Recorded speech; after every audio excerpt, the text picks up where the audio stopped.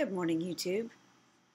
Today's topic is one that I've been thinking about doing a video on for quite a while, but I've been pretty hesitant to address it because I have been processing what happened here for over a year now, and I'm just reaching a point where I feel like I can really articulate it in a way that it makes sense. And I've struggled to overcome a lot of issues associated with being raised a witness and then subsequently being completely ostracized when I was disfellowshipped. So I've struggled with issues of depression and loneliness and anxiety, and of course I have ADD, pretty much the poster child for that, OCD, possible PTSD, and I'm pretty much now alphabet soup at this point. So, which I think is fairly common among Jehovah's Witnesses and former Jehovah's Witnesses. The difference is that the XJWs tend to admit it, and the Jehovah's Witnesses hide behind the facade of, we're Jehovah's happy people, and we are perfect and happy in every way. But we all know that's false. There are times that I've been very proud of my progress, and then there are other times that I felt like I'll never get it right. You know, it's never going to be okay. But usually when those negative feelings and thoughts come up, I am able to recognize them as nothing more than damaging old patterns that need to be picked apart and then just roundly ignored. But I thought that I had come further than I actually had, as it turns out. Because see, while it's really easy to identify negative and untrue thoughts when they're coming from within yourself, or from certain people, it's very hard to recognize and quarantine those messages when they come at you from unexpected sources, like, say, your boss or something. But how many ex-Jehovah's Witnesses consider themselves to be mentally strong, skeptical, critical thinkers who are now so far beyond being influenced unintentionally? They're really awake. I know I definitely thought this way. But it has occurred to me recently that I seriously need to reevaluate those ideas. Because as a witness, particularly if you're born in, as I was, you have to be willing to be heavily influenced. And this is not even a conscious thing. This isn't even something they say to you. This is something that is part of the process of becoming a witness, and it's part of the indoctrination process if you are a child who's born in it. You have to be open and suggestible. You have to be able to accept anything the Watchtower Society tells you without examining or researching it at all. You have to be basically completely open to their authority in your life. From my experience, I'd argue you can't actually exist very long as a witness without submitting to the conditioning through your regular meeting attendance, singing those god-awful songs, family study, all the stuff that you have to do on top of just the blatant coercion, which is you won't have a family or any friends if you don't do this. What I mean is you have to keep participating in the conditioning activities, meetings, service, etc., in order to have relationships with your family and friends. But then what happens when you are actually out? When you think that you've well and truly left it all behind? Well, the purpose of this video is to tell you a personal story that made me realize several very important things. First, that all humans are suggestible and at least somewhat susceptible to conditioning. Double that susceptibility if you're raised as a witness. Leaving does not automatically cancel that out. It does not. And as I said before, the Watchtower Society really needs Jehovah's Witnesses to be suggestible and easily influenced. However, in order to be completely open to the Watchtower Society, a person is then, by definition, susceptible to other types of influence. Right? So this is why they don't want any other influences. This is the reason for the no part of the world thing. I think it's also why many witnesses get sucked into other mini cults like multi-level marketing schemes, health fads, things like that. It's also part of the reason for the insufferable drama that you find in congregations where the slightest little things get picked apart and blown into huge, massive deals. So I think a side effect of witnesses' utter devotion to their faith is a vulnerability to manipulation. And I think on some level, like I said, Watchtower leadership realizes this. And that's the reason for the prohibition on meditation, yoga, karate, any other form of mindfulness exercise, as well as their aversion to psychotherapy, and the absolute prohibition of outside research about the Jehovah's Witnesses, aka the reading or watching of apostate material. They want control. But basically, if you're conditioned enough to listen and internalize their commands, you're also going to be susceptible to those of others. So this is at least part of the reason why many who leave the witnesses get sucked into various other high control groups. Now, I fight with this a lot myself because I recognize my tendency to be a sucker for a good motivational speech. And I have to remind myself regularly that I need to think everything over critically and give myself time before making any decisions or commitments. So, here's my story for you. About 3 years ago, I was working at a job that I really liked for a boss that I absolutely adored. Guy was great. And I was working towards some really big goals in my profession. I was finally elected to a regional office in my national professional organization, and I was planning the next conference, really enjoying my job and my career. So one day, I received a message from a recruiter at a very prestigious university, and she was recruiting for what was essentially my dream job. I'd been working up to this for like 12 years. It was a huge deal. And I found out that I actually knew the hiring manager or had met her. This was someone I had interviewed with 5 years before at another institution. And interestingly, I actually withdrew from that search, even though I felt like the interview had gone pretty well because of this person. This was early in the process. She was emailing me at 3 a.m. That was red flag number one. And it was a pretty big one. So see, I listened to my gut feeling. And I said, this is not the right place for me. But did I listen to my gut feeling the second time around? Of course not, because the carrot was too big. I wanted that dream job, and I thought I could make it work. What was I willing to overlook in exchange for that carrot? Well, hindsight being 2020, I remember a very uncomfortable conversation at the end of my job interview for this position with this woman, the hiring manager, where I asked her point blank about work-life balance.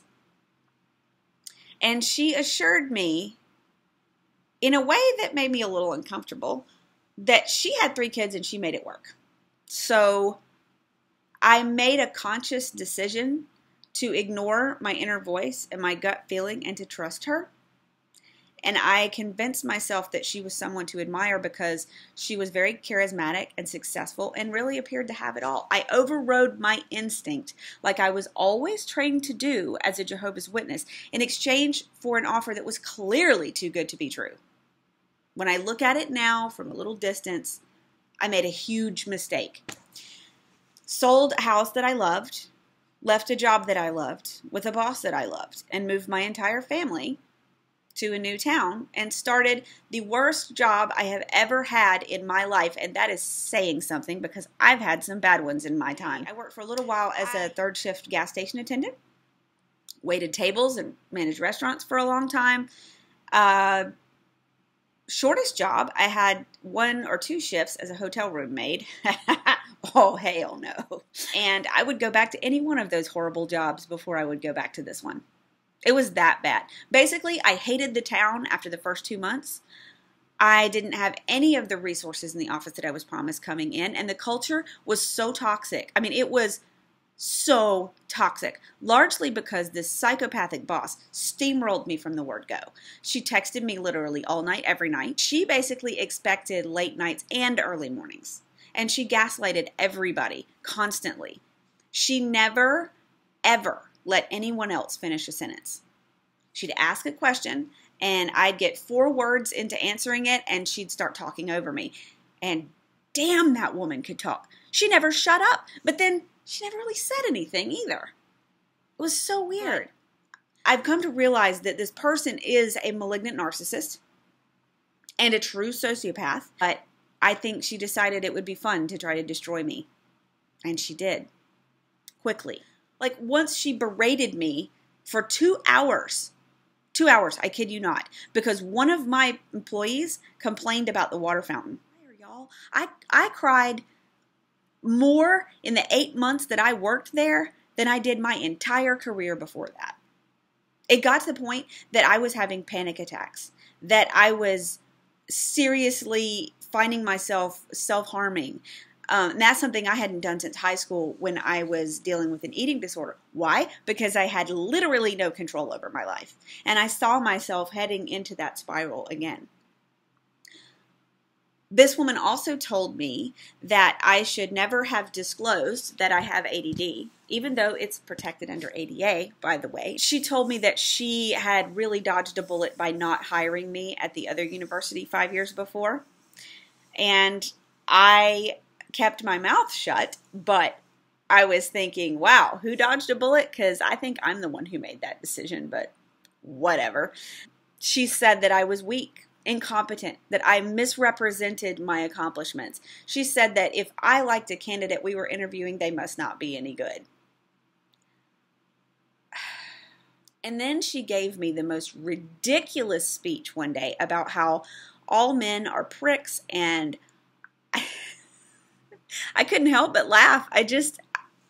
It was shocking and embarrassing and so unprofessional, and I just didn't know what else to do. And the fact that I laughed about it just pissed her off. She preached about how she hated drama without ever recognizing that she was the primary driver of drama in the office. And she had several acolytes in there who were just like the Heathers or Mean Girls. I mean, seriously. It was exactly like middle school with six-figure salaries. It was horrible. But what made it so bad for me was that I wanted that job so bad. I was primed to work my heart out, to do the best job I possibly could. But I was never actually allowed to do the job. Y'all, I could have done it. I could have knocked its socks off. But it felt almost from the day I walked in the door that she wanted me to fail and would do anything in her power to make sure I did. And the worst part was coming home and having to work on my laptop while my family grew and played and ate and slept without me. I mean, I didn't see them for 8 months. And there was finally a day when I realized with this very cold, detached certainty that this woman had completely broken me, and that if I did not leave that job, I would lose my family, my sanity, and I'd probably end up killing myself. It was that bad.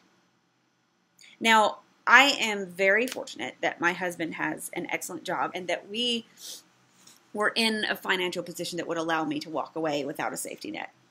So I did. And the evil one was floored. She could not believe I'd actually walked away. Dude, she critiqued my resignation letter. I kid you not. It was ridiculous. It took me 5 months to decompress. 5 months in which I lost my position with the professional organization because I was not currently employed in the profession. So there's 12 or 13 years of work down the drain. And a whole career destroyed for no reason other than someone with a pathological need to grind another person down. And I realized, wow, this is so familiar. This feels so familiar. So what's the point? Well, I have a few. First, there really are bad people in the world. They are few and far between, but they do exist. Is this really a witness issue since they taught us that all people in the world were bad? Well, not exactly. There are similarities between my horrible job experience and my horrible Jehovah's Witness experience. There's the relentless controlling behavior. There's gaslighting, narcissism, endless silly drama, witch hunts, ostracism. Did I mention gaslighting? Because that was so huge. I mean, as Jehovah's Witnesses, we are taught that the heart is treacherous and that we should not listen to our instinct. We have to deaden our instinct, our inner voice. So we are already primed to discount, ignore, and eventually not recognize our own feelings. I am here to tell you that as an ex-Jehovah's Witness, you need to cultivate that gut feeling, that inner voice. Feed it and grow it because you need to listen to it. It's nearly always right. We are still susceptible to brainwashing and manipulation, more than normal people. And I thought, like I said, that I was so far past being broken down like that. I thought that I had done the work and I would be able to defend myself against anybody who tried. And I was so wrong. I was so wrong. If you are happy in your work life and you have a good situation, never ever let a fancy title and a big paycheck turn your head. Happiness is worth a lot more than a title, and it's impossible to put a price on it. But rest assured, as you can tell, everything turned out all right in the end. I took my 5 months off as a gleefully unemployed person. I heard from others that I knew through the professional organization who had worked with this same psychopath at another institution who said that they had very similar experiences. So it wasn't really about me at all. Except that it bothered me that I was so susceptible and that I had such a huge blind spot. Moved here to North Carolina, where we bought an awesome, quirky, weird house that some of you like and some of you keep telling me to remodel. Get over it. I love it.